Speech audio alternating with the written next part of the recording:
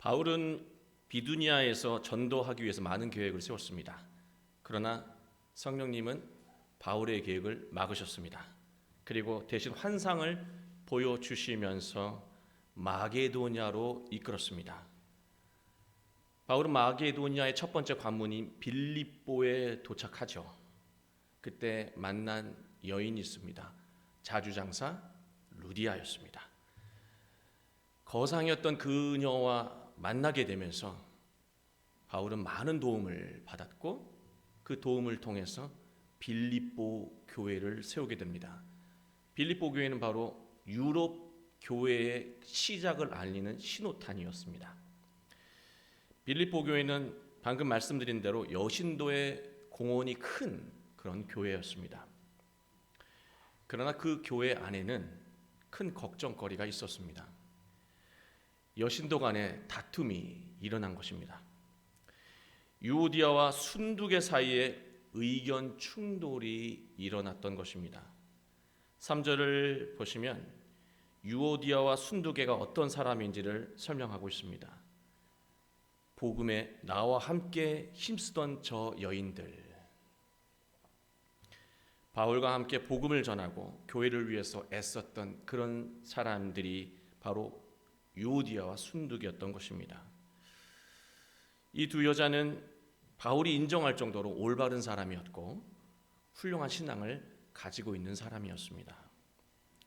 그러나 두 사람 사이에 다툼이 생기자 바르고 훌륭한 신앙이 오히려 화해하는 데 걸림돌이 되었고요. 또 이 갈등을 지속하게 만드는 이유가 되었다는 거예요. 바르고 훌륭한 신앙이 오히려 갈등을 계속 지속하게 만들었고 또 화해를 막았다라고 하는 말씀입니다. 자기 주장이 옳다고 여기는 사람에게 화해는 마치 선한 것을 포기하고 악한 것을 수용하는 것 같은 그런 느낌이 듭니다. 그래서 화해가 가장 어려운 일일 수도 있어요. 올바르고 정직하고 신앙심이 좋으니까 오히려 화해가 더 안 되는 거예요. 왜냐하면 내가 너무 옳거든요. 누가 보더라도 바른 사람과 삐뚤어진 사람이 딱 대립을 하잖아요. 그러면 화해가 훨씬 더 쉽습니다. 왜냐? 누가 보더라도 선한 사람을 지지하고 또 동의할 것이기 때문입니다. 그러나 유오디아와 순두계는 빌립보 교회의 충성스러운 일꾼이었습니다. 그들의 주장은 저마다 올바르고 분명 타당했을 것입니다. 그럼에도 교회 안에 갈등이 있었다는 그 사실은 우리에게 소중한 진리 하나를 전해줍니다. 교회의 평화, 가정의 평화, 한 개인의 평화는 올바른 주장과 생각으로 이루어지지 않는다는 사실입니다. 사람은 영적인 존재입니다. 그래서 아무리 좋은 환경에 있더라도 마음이 불편하면 행복을 느낄 수 없는 존재, 그게 바로 사람입니다. 마음에 걱정과 갈등이 있으면요, 절대로 행복하지 않아요. 반대로 여러분 이런 말이 있잖아요, 우리말에. 밥을 안 먹어도 배부르다. 상황이 안 좋아도요, 너무 기쁜 일이 있어서 행복하다라고 하는 거예요. 그만큼 사람에게는 마음이 굉장히 중요하고 그 마음은 행복과 직결되어 있습니다. 걱정과 갈등은 마음의 한 구석에 콕 박혀서 때와 장소를 가리지 않고 우리를 따라다닙니다. 잠깐 집에서 쉬어도 될 것 같은데 걱정과 갈등은 늘 따라다녀요. 그리고 건전지를 방전시키는 것처럼 우리의 삶의 에너지를 소모시키고 삶을 지치게 만듭니다. 걱정과 갈등이 있는 한 삶의 질은 낮아질 수밖에 없습니다. 빌립보서는 다툼으로 갈라진 교회가 갈등을 회복하고 평화로워지도록 바울이 편지를 쓴 것입니다. 우리는 빌립보서 말씀을 통해서 교회의 참된 평화, 그리고 한 개인과 가정의 평화가 어떻게 이루어지는지를 나누고자 합니다. 평화를 이루기 위해서는 제일 먼저 다툼과 갈등을 해결해야 합니다. 빌립보 교회에서 나타났던 그 다툼처럼 대부분의 갈등은 자기 생각, 자기 주장이 옳다는 것들의 대립으로 나타나요. 나는 불의하지만 싸울 거야가 아니고요. 내가 너무 옳고 또 상대방도 내가 너무 옳아서 옳은 것과 옳은 것들의 부딪힘이 갈등인 것입니다. 그래서 자신이 옳다고 여기는 사람은 상대를 보잖아요. 상대가 어떻게 생각하든 그 상대를 보면 이런 생각이 먼저 떠오릅니다. 나라면 당신같이 하지 않는다. 어떻게 저럴 수 있는가? 저건 말도 안 된다. 그리고 마음속에 뜻을 굽히는 것은 잘못된 것을 수용한 것과 다름이 없고 불의한 상대에게 지는 것 같은 생각이 듭니다. 그 생각이 바로 갈등을 부추기고 갈등하는 순간에 물러서지 않게 만드는 것입니다. 그래서 바울은 5절에 말하고 있습니다. 우리 5절 함께 읽겠습니다. 너희 관용을 모든 사람에게 알게 하라. 주께서 가까우시니라. 모든 갈등을 해결하고 평강을 이루는 길은 관용이라고 하는 말씀입니다. 이 관용이라고 하는 이 단어를 한자로 찾아보면 의미가 이렇습니다. 상대의 잘못을 용서하고 너그럽게 받아들이는 그런 마음, 뭐 이런 것들이 관용의 의미입니다. 그리고 영어를 마도레이션이라고 하는 단어로 이렇게 성경은 해놨더라고요. 제 성경에는 이 마도레이션은 중용, 적당한 것, 온화한 마음, 뭐 수용하는 마음, 뭐 이런 것들이 마도레이션입니다. 결국 이 말은 너그럽고 온화하라는 말이 되는 것이죠. 다툼이 있고 갈등이 있는 사람에게 관용하라고 하는 것은 너그럽고 온화하라고 하는 거예요. 그러나 저는요, 이미 너그러움과 온화한 마음으로 대할 수가 없어서 다툼을 이루고 있는 사람에게 너그럽고 온화하라고 하는 말은 실제적인 도움을 줄 수 없다는 것을 저는 느꼈습니다. 이미 너그럽게 대할 수가 없고 또 온화하게 대할 수 없어서 다툰 거잖아요.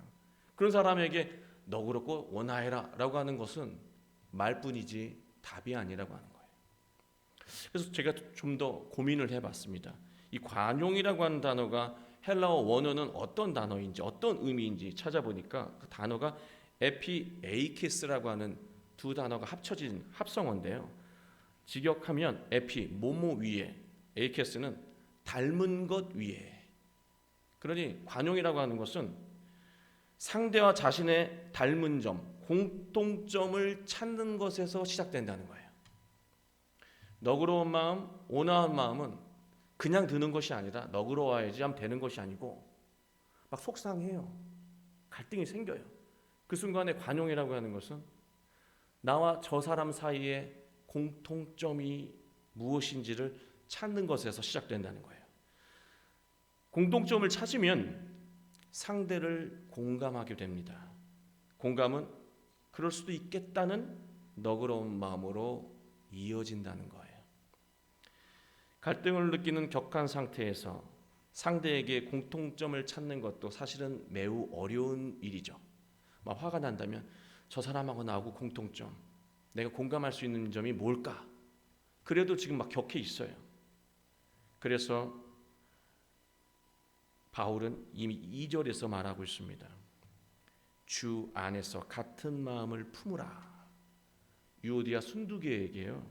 주 안에서 같은 마음을 품으라. 네 마음 안에서 같은 마음을 품을 수 없지만 주 안에서는 같은 마음을 품을 수 있다는 말입니다. 우리는 죄가 많아서 감히 예수님과 가까이 할 수 없는 존재들이에요. 감히 우리는 진리와 구원을 말할 수 없는 사람들입니다. 그러나 예수님이 우리의 실수와 연약함을 공감해 주시며 다시 기회를 주셨습니다. 그리고 예수님은 자신과 우리 사이에 엄청난 공통점 하나를 말씀해 주셨어요. 그게 복음의 핵심입니다. 얘들아, 나와 너희들 그 사이에 공통점이 하나 있단다. 내가 하나님의 아들인 것처럼 너희도 그리스도 안에서 하나님의 자녀란다. 하나님의 자녀라고 하는 인식은 삶을 새롭게 바라보게 합니다. 그리고 타인도 새롭게 보게 만든다는 것이죠. 내가 하나님의 자녀면 저 사람도 하나님의 자녀 아닙니까? 새로운 인식이 생겨나는 것입니다. 복음 안에서, 주 안에서 얻어진 새로운 시선으로 상대를 다시 보게 되면 우리는 공통점을 찾을 수 있고 상대의 입장을 공감하며 너그러운 마음을 가질 수 있습니다.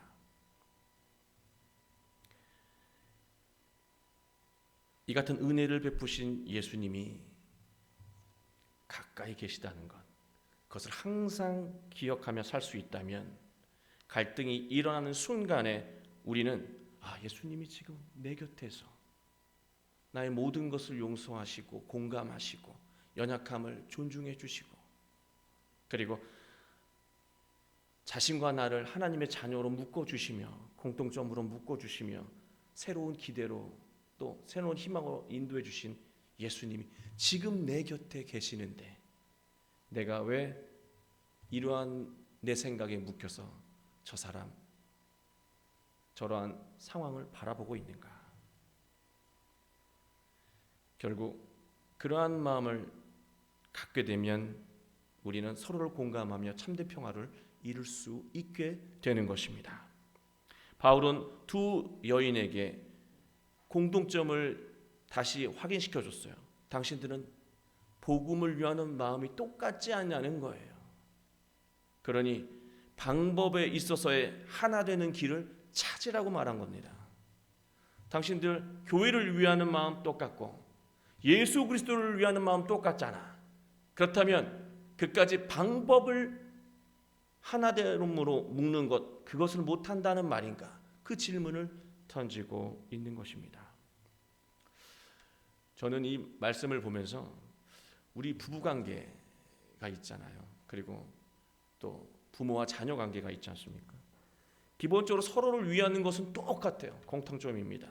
그리고 부부, 자녀는요, 모두가 다 가정의 행복을 바란다는 공통점도 똑같이 가지고 있습니다.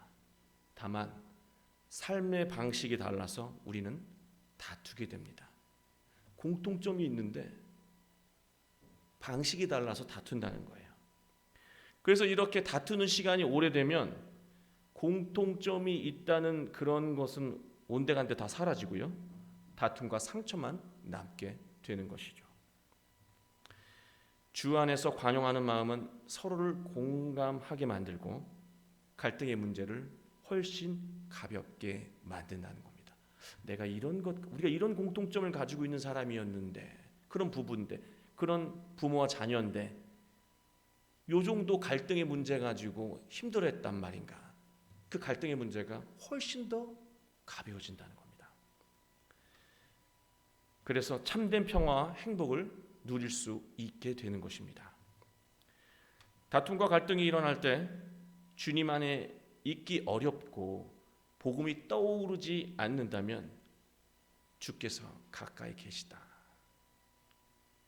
가장 가까운 곳에서 지금 나를 바라보고 계시다라고 하는 것을 우리가 경각하면 됩니다. 또 옳은 말과 행동을 하는데도 평화가 깨지는 경우가 있어요. 여러분, 평화가 깨지는 이유가 늘 잘못된 언행 때문에 평화가 깨진다고 생각하시죠? 아닙니다. 옳은 말을 하는데도 평화가 깨지는 경우가 있어요. 동료 목사님이 시험 기간 중에 중학교 딸에게 이렇게 말했다고 합니다. 얘야, TV 좀 그만 보고 방에 들어가서 공부 좀 해라. 그렇게 딸에게 얘기를 했는데 그 얘기를 딱 들은 딸은 시큰둥하면서 방으로 들어갔다고 합니다. 그래서 목사님이 곰곰이 가만히 있다가 왠지 의심스럽잖아요. 순순히 들어가는 게. 그래서 살짝 문을 열어봤더니 아니나 다를까 딸은 열심히 휴대폰을 하고 있었습니다. 그 모습을 바라본 목사님은 속이 상해서 시험 기간인데 왜 공부를 안 하냐고, 시험 기간에도 공부를 안 하면 어떡하냐고 그렇게 큰 소리로 말했다고 합니다. 그랬더니 중학생 딸이 화를 내면서 아빠를 밀고 문을 꽝 닫아버렸다고 그렇게 이야기했습니다. 여러분, 우리 주변에서 쉽게 경험하는 그런 이야기 아닙니까? 자녀들과. 근데 생각해 보면 참 이상한 이야기예요. 왜냐하면 목사님은 틀린 말을 하지 않았어요. 여러분은 자녀들에게 틀린 말을 하지 않았습니다. 늘 옳은 말을 하시죠. 바른 얘기를 하셔요. 근데 자녀와 다툼이, 갈등이 생깁니다. 딸도 아빠의 말이 틀리지 않다는 것 잘 안다고 생각합니다. 그런데 왜 옳은 말과 행동을 하는데 평화가 깨지는 것일까요? 목사님이 이런 이야기를 저에게 하더라고요. 그 동료 목사님이. 딸에게 필요한 것은 내가 생각하는 옳은 말이 아니고 시험에 부담을 느끼는 딸의 마음을 먼저 공감하는 것이 우선되어야 했다라고 그렇게 이야기하시더라고요. 딸에게 필요한 것은 옳은 말이 아니고 시험을 부담감 있게 느끼는 그 부담감에 대해 공감해주는 말이었다는 것입니다. 부담감을 느끼고 있는 딸의 마음을 먼저 공감했다면 딸에게 꼭 필요한 말을 할 수 있었을 것이고, 꼭 필요한 이야기, 그 위로를 들은 딸은 부담감을 떨어내고 평온한 마음으로 최선을 다할 수 있었을 거라고 그렇게 이야기하더라고요. 6절, 아무것도 염려하지 말고 다만 모든 일에 기도와 간구로 너희 구할 것을 감사함으로 하나님께 아뢰라. 마음에 염려가 가득해지면 나타나는 현상이 있습니다. 옳은 말을 무한 반복하는 것입니다. 염려하는 마음에서 나오는 말은 그 말이 아무리 옳은 말이라고 해도 상대에게 아무런 도움을 주지 못합니다. 자극하고 부담감만 줄 뿐입니다. 우리는 모두 좋은 마음을 가지고 있습니다. 그러나 마음이 좋은 것만큼 좋은 말을 하지 못한다는 거예요. 우리는 말을 모릅니다. 도움이 되지 않는 말, 자극만 주는 말을 그렇게 하고 있습니다. 그래서 평화를 깨고 있습니다.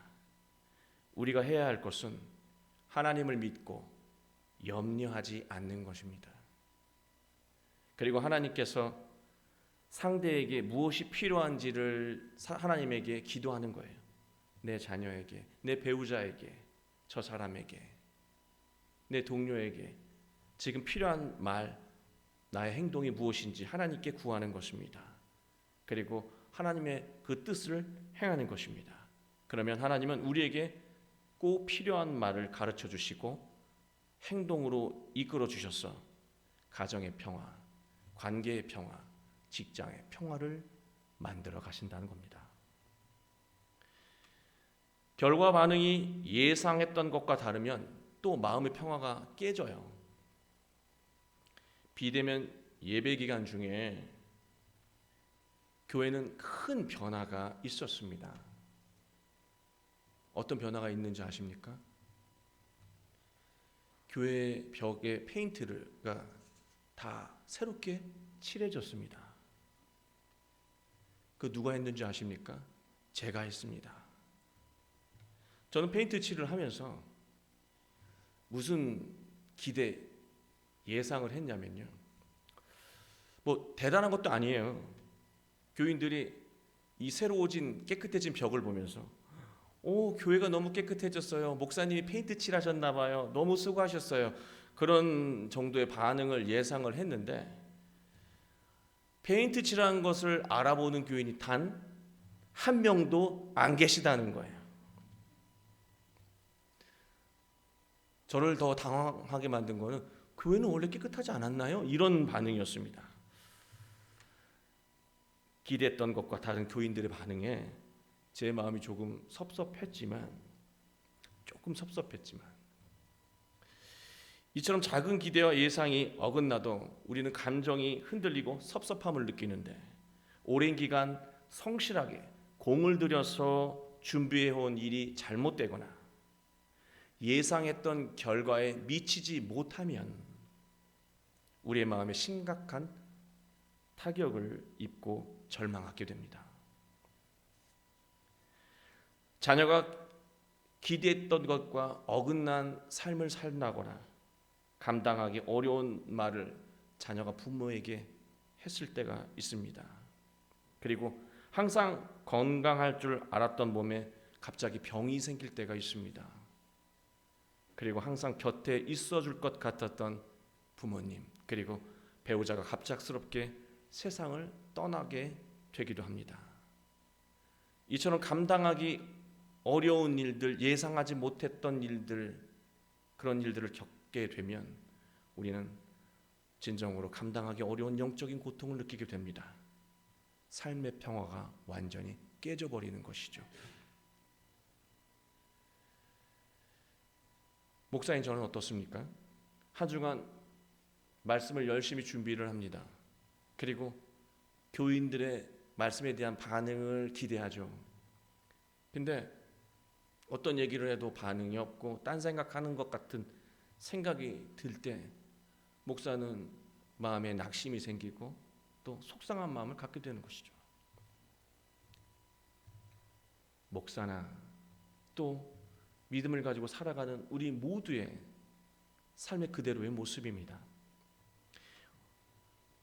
우리가 결과와 사람의 반응에 대해 예민하게 마음을 쓰는 것에 비해 나를 향한 하나님의 뜻과 계획에는 우리는 너무나 무디고 둔감한 나 자신을 발견하게 됩니다. 사도행전 12장을 보면 베드로를 향한 하나님의 놀라운 계획을 우리는 보게 됩니다. 인간이 계획했던 것보다 훨씬 뛰어난 하나님의 계획을 보게 되는데, 그 내용이 무엇이냐면 베드로가 복음을 전하다 감옥에 갇히게 돼요. 그래서 교인들은 베드로 사도가 빨리 감옥에서 무사히 나올 수 있도록 모두가 열심히 기도했습니다. 그러자 놀라운 일이 일어났습니다. 천사가 나타나서 감옥문을 따고 베드로를 감옥 밖으로 이끌어냈다는 거예요.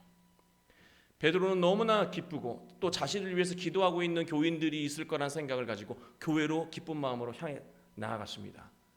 그리고 교회로 다가가자 인기척을 들은 로데라고 하는 여자아이가 문도 열어보고 또 확인도 하기 전에 베드로 사도인 것을 알고 베드로 사도를 맞이하기도 전에 너무 기쁜 마음에 교인들에게, 기도하고 있는 교인들에게, 여러분 베드로 사도님께서 돌아오셨습니다 하고 외쳤어요. 그랬더니 베드로가 감옥에서 나오길 기도했던 그 교인들의 반응이 무엇인지 아십니까? 이렇게 말합니다. 네가 미쳤구나. 기도하면서 하나님의 결과는 믿지 않습니다. 자녀를 바라보며 기대하고 꿈을 꾸지만 정말 해낼까? 안 믿어요. 교회를 바라보며 기대하고 기도하지만 하나님이 그 교회를 통해서 열매를 맺을 거라고 하는 그 믿음이 없어요. 내 인생 속에서 놀라운 계획을 하나님께서 펼치실 건데 또 그렇게 기도하면서도 정말 그런 일이 일어날까 믿지 않습니다. 기도하면서도 믿지 않는 기이한 현상, 이 황당한 신앙의 모습이 오늘날 자녀의 모습을 보면서 낙심하고 호들갑 떠는 믿음 없는 우리의 모습일 수도 있고, 기대했던 일과 그 모든 계획의 결과가 나오지 않았다고 실망하며 믿음이 없는 말을 하는 우리의 모습은 아닐까 생각이 되었습니다. 7절 말씀을 보면 모든 지각에 뛰어난 하나님의 평강이 그리스도 예수 안에서 너희 마음과 생각을 지키시리라.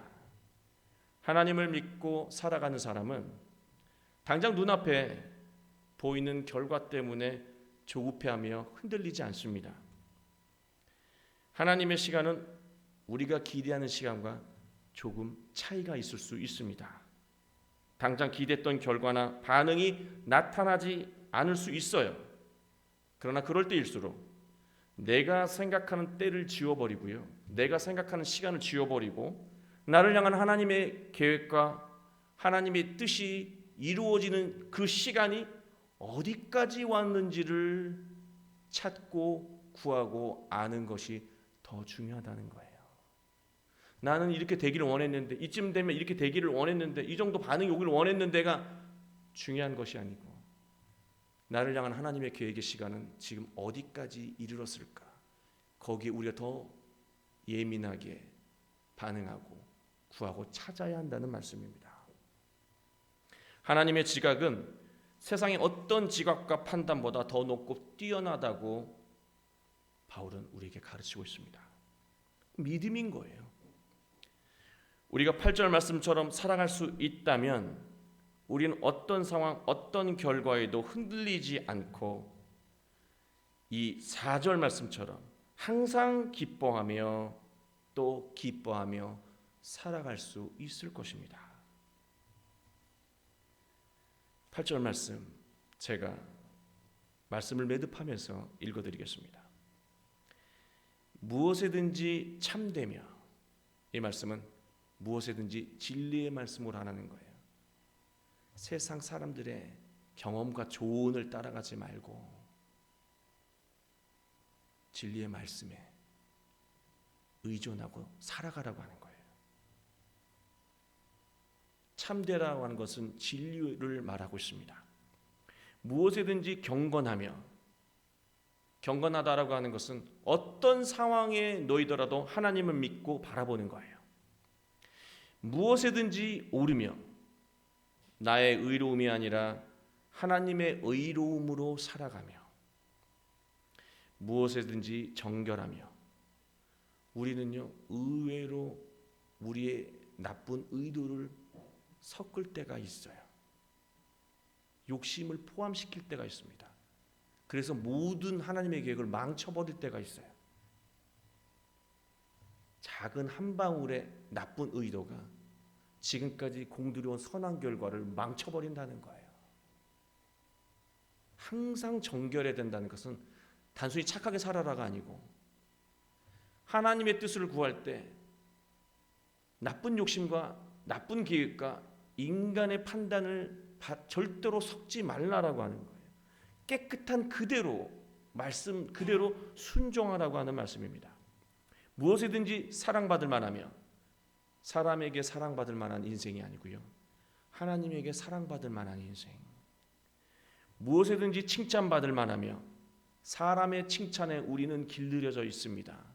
그래서 은혜 받았다고 말하면 흥이 돋고 반응이 없으면 절망하는 그런 목사처럼 살지 마시고, 사람이 어떻게 반응하든 간에 늘 하나님께서 나를 보시고 기뻐하시는 그 인생을 살아가시기 바랍니다. 무슨 덕이 있든지 어떤 일에든지 항상 겸손하고, 무슨 기림이 있든지 사람의 뜻이 아니라 하나님의 뜻을 찬성하라는 말입니다. 기림이라고 하는 단어를 찾아보니까 찬성하다라는 뜻이더라고요. 우리는 하나님의 말씀에 동의하기보다는 더 빠른 결과를 내는 사람의 어떤 술수에 동의할 때가 더 많습니다. 그게 모든 일을 망치는, 스스로 내 인생의 평화를 깨뜨려버리는 그런 삶의 태도라고 하는 것입니다. 이것들을 생각하라. 항상 이러한 마음으로 살아가라고 바울은 말합니다. 우리가 이러한 믿음으로 살아간다면 지금까지 막혀 있었던 일들이 열릴 것입니다. 걱정스러운 문제가 풀릴 것입니다. 우리가 기도했던 모든 것보다 더 크고 놀라운 하나님의 계획이 여러분의 인생 가운데 펼쳐질 질 것입니다. 한 주간 이러한 복된 결과와 인생이 이루어지게 되길 주님 복된 이름으로 간절히 기원합니다. 기도하겠습니다. 아버지 하나님, 우리가